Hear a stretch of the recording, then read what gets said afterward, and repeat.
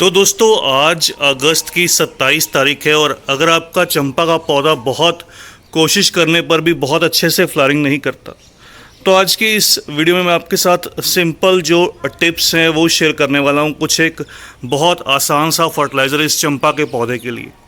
अगर आप वो टिप्स को फॉलो करोगे और वो फर्टिलाइज़र इस पौधे को फीड करोगे तो आपका चंपा का पौधा इसी तरह से गुच्छों में और कह सकता हूँ कि पत्तियों से भी ज़्यादा फूल देने लगेगा। ये देखिए, ये मेरा नाग चंपा का पौधा है। चंपा में अगर आपके पास कोई भी वैरायटी रहे, चाहे वो एल्बा चंपा या सोन चंपा या स्वर्ण चंपा, जो भी आप कह लीजिए, इस तरह की सभी वैरायटीज़ को आप हालांकि गमले में और मिट्टी में दोनों तरह से ग्रो कर सकते हैं। तो सभी वैरायटीज़ पर वो टिप्स और वो जो फर्टिलाइज़र आपके साथ शेयर करने वाला हूँ वो वर्क करेगा और इसी तरह का आपको जो रिज़ल्ट है वो मिलने लगेगा। टिप नंबर 1 है दोस्तों, अगर आप अपने पौधे में हैवी फ्लावरिंग चाहते हैं तो इस प्लांट को पूरे दिन की धूप दीजिए, क्योंकि ये समर फ्लावरिंग प्लांट है और सर्दी का जो मौसम रहता है इस प्लांट का रेस्ट या डोरमेंसी का समय रहता है। उस समय पर ये जो प्लांट है ये अपनी सभी की सभी लीव्स गिरा देता है। ऐसा महसूस होता है कि जैसे अब ये पौधा नहीं बचेगा।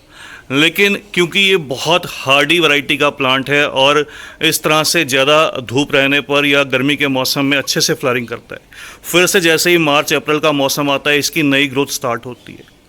दूसरा जो काम करना पड़ता है वो ये कि ज़्यादा फूल लेने के लिए आपको इसकी कटाई छटाई या कटिंग प्रूनिंग, तो इस तरह से इसकी जितनी मल्टीपल ब्रांचेस रहेंगी उतनी ज़्यादा फ्लावरिंग के चांस रहेंगे, क्योंकि ये टिप साइड पर इस तरह से इसमें से जो स्टॉक है वो निकल कर आता है और टिप साइड पर फ्लावरिंग करता है। तो इसलिए मल्टीपल ब्रांचेस रहना बहुत ज़रूरी रहता है। इस पौधे की कटिंग प्रूनिंग का जो सही समय रहता है वो मार्च या अप्रैल का मौसम रहता है, जब इसकी नई ग्रोथ स्टार्ट होती है। उस समय पर आप इस पौधे की इस तरह से कटिंग कीजिए, उसके बाद आपको नीचे से मल्टीपल शूट्स मिलने लगेंगी।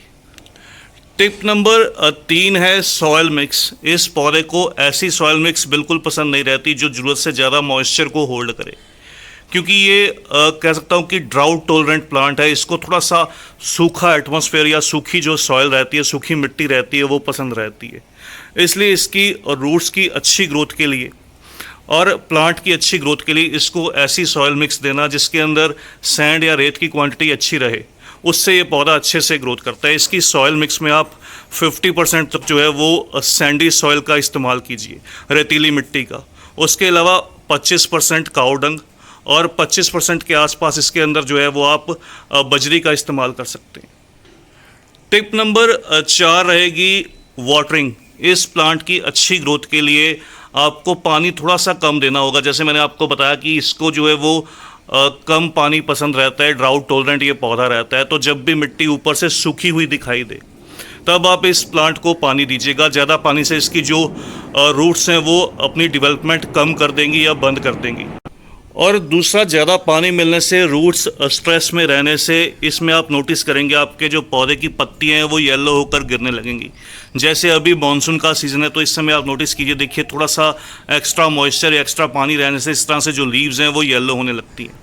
और कई बार आप नोटिस करेंगे बहुत ज़्यादा पानी अगर पत्तियों पर खड़ा रहेगा तो आपके पत्तियों पर पौधे की ब्लैक स्पॉट्स भी नज़र आएंगे, तो वो भी फंगस का साइन रहता है। उसके लिए जो फंगीसाइड का स्प्रे आपको टाइम टू टाइम करना होगा। फंगीसाइड के साथ साथ एक जो काम इस प्लांट के लिए और बहुत ज़्यादा इंपॉर्टेंट रहता है वो रहता है इंसेक्टिसाइड का स्प्रे।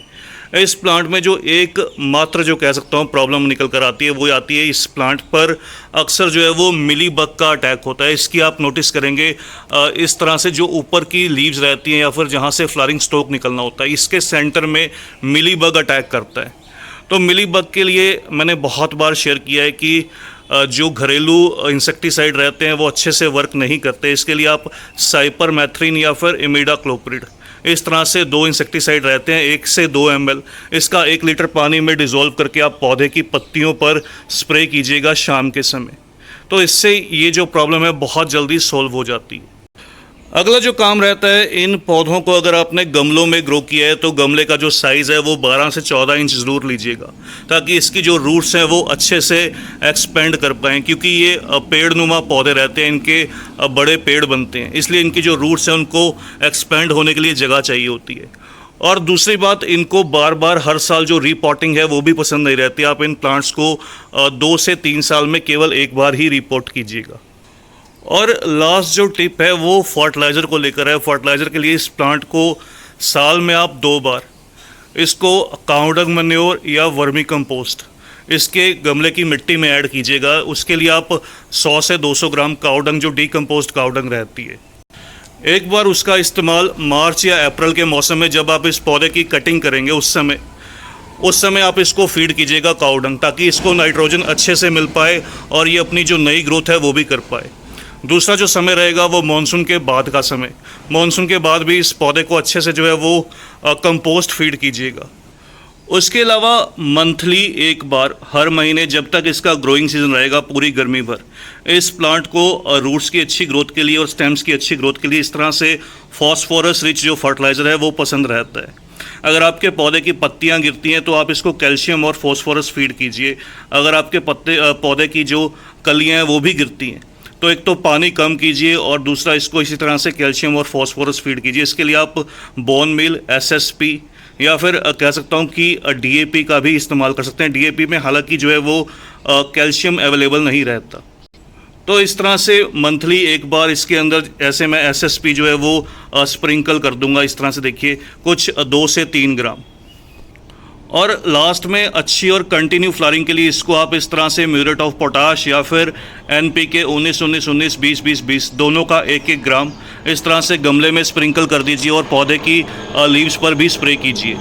बस इन सब टिप्स को फॉलो करने पर और पूरे दिन की धूप देने पर ये पौधा 101% आपका जो है वो अच्छे से फ्लावरिंग करने लगेगा।